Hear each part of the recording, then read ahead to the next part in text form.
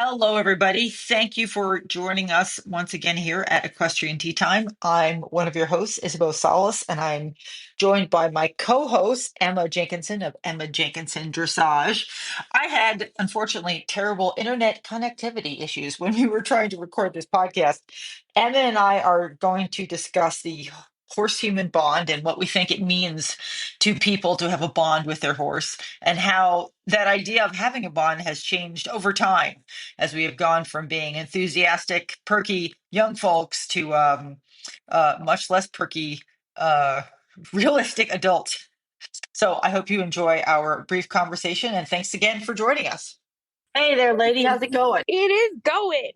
It's going. Yeah, that's a good answer, right? It's going. I just woke up and the coffee maker was broken, and I had That's a to go tragedy. to town to get some coffee. So I'm good. We got pretty much all the construction on my cottage is done. So I have moved into woo! my new cottage. So now the main house is the complete wreck. And Yeah. it was negative 10 degrees Fahrenheit the other day. And we just had a little earthquake. I'm doing laundry because I'm washing a bunch of stuff that was stored away. And I'm thinking, oh, I must have unbalanced the wash machine. I'm like, oh, is that the wash machine? No, that was a little earthquake.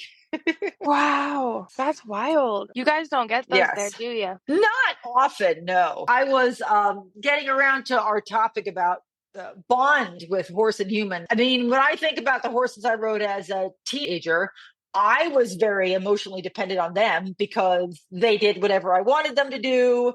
They didn't get me hurt, but I doubt they felt as warmly towards me as I felt towards them. You know, and my whole view on this idea of bond has definitely changed as I've gotten older and I've learned more. And when they say bond, what a lot of people mean is an animal that they can rely on, doesn't scare them, doesn't challenge them too much, and generally submit. So when they say bond, what a lot of people really mean is submit. They feel warm about it, but they really feel warm about it because this animal just completely submits to them and doesn't question them. Yeah, so I think the same about that. I think it's also really easy to get bonding and respect mixed up and be worried about all that. But what we're really looking for is the horse to just take our concept of what is respectful or obedient and do that. And if they don't, then we have this moral problem with it. And it can be really discouraging, especially for new people. And we spend a lot of time trying to bond with our horses. And I think that that is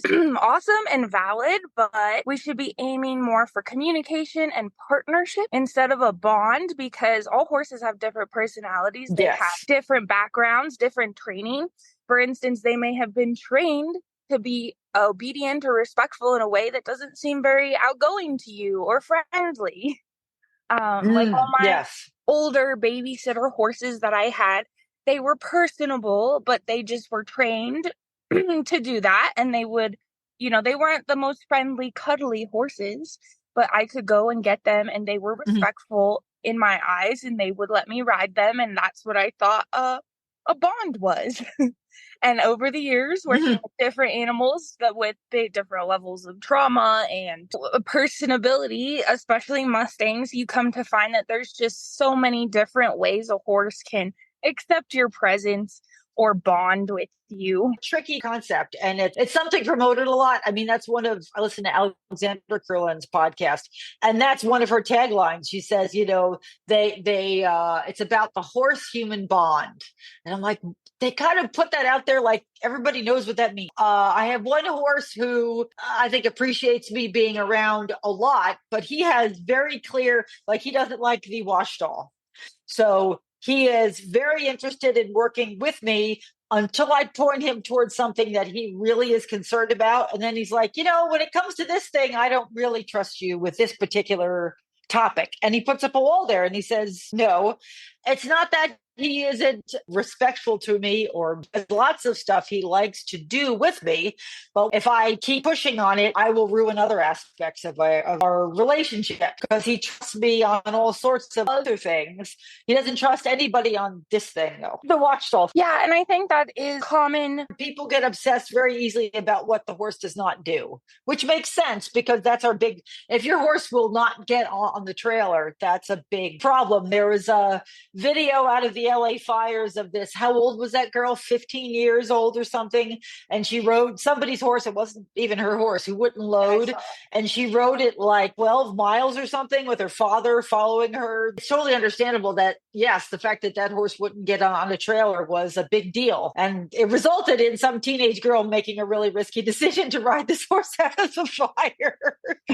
It's understandable that people think there are things that, this horse really has to do it whether they want to or not. But in the process of that, if you destroy the relationship, then you only put yourself in a worse position. I think we need to meet the horses where they're at and take what they give us and try not to make it into a human moral dilemma. Yes. So let's say in theory, you had a client who worked with you on positive reinforcement for a while, and then they left your program and they went with somebody else who was going to use a different kind of tactic.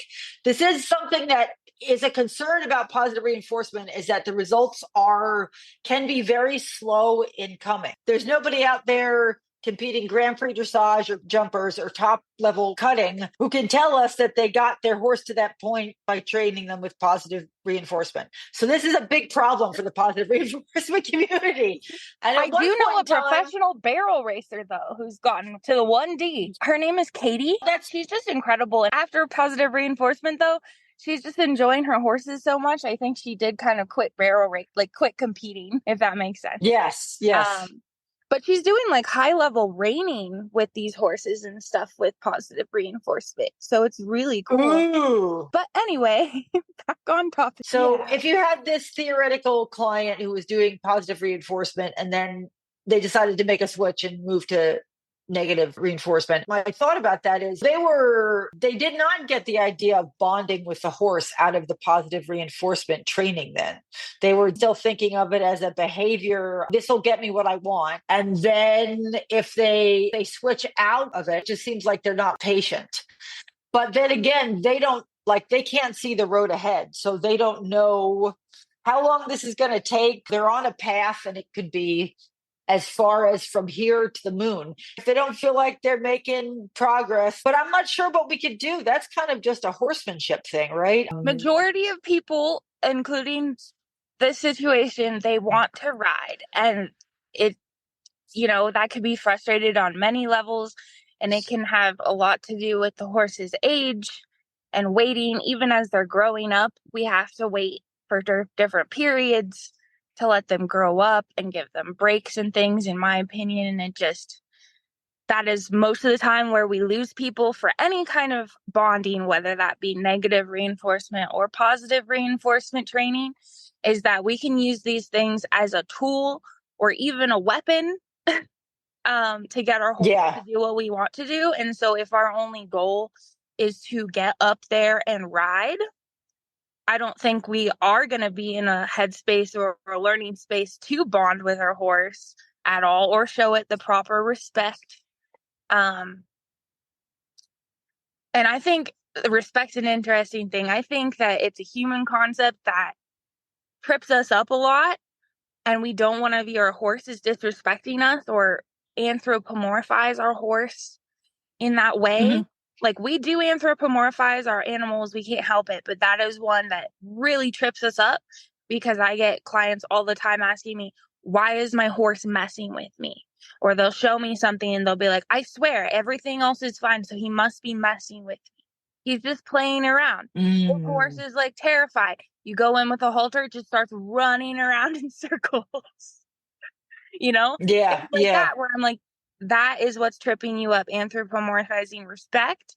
But at the same time, we owe our horses the human concept of respect, especially as the person taking care of them and just directing their entire life. I may have got off topic here a little bit. No, you went totally on topic. So, no, that's a really good point. So, I mean, people want to have a bond. They want to have a highly functional interaction, a relationship with their horse. They're going to fill in with what they know about relationships. And what we know about relationships is, in the human world, people do screw with you.